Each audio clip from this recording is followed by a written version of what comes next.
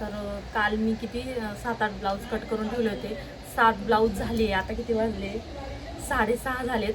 6:30 वाजेपर्यंत माझे 7 blouse complete झाले. हे बघा किती 3 कटोरीचे आहेत आणि 4 फोरटक्स आहेत.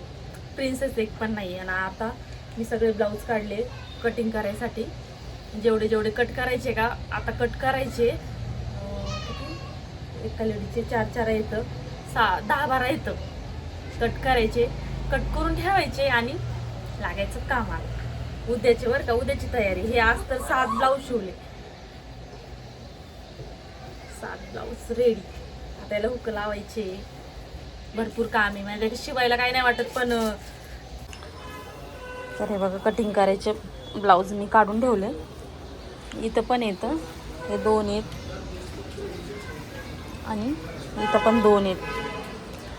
आणि कटिंग कोणते करायचे नाही हे सगळे काढून ठेवते. याच्यात पण ब्लाऊज आहेत, सगळे ब्लाऊज आहेत. तर तेच म्हणलं आता उद्याची तयारी करून ठेवायची.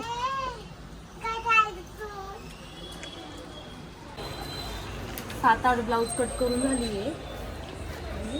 7 ब्लाऊज पण शिवून झाले. 8 ब्लाऊज कट केलेत आणि हे 9 आहे उद्यासाठी. उद्या बघू किती होतात तेवढे. जेवढे कट केले तेवढे तर होणार नाही आपले. 7 जरी झाले तरी बस झाले. आज 7 शिवलेत, कट करून ठेवले होते. आणि कटोरीचा आहे हा पण. मी पेपर कटिंगच वापरते. आता कट करून घ्यायचा.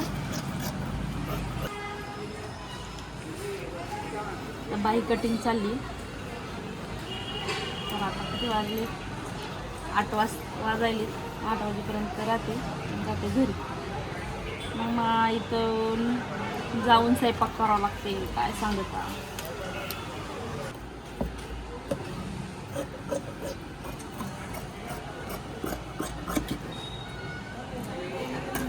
झाली बाई कटिंग.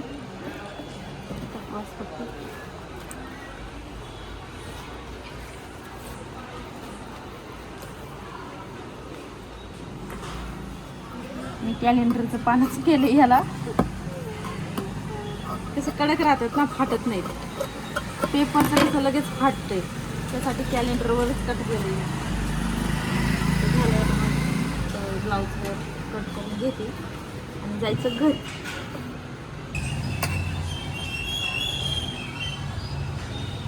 ब्लाऊजवर ठेवते अस्तर. कमी ब्लाऊज असलं ना मग असंही करावं लागतं. ब्लाऊज पीस खूप कमी.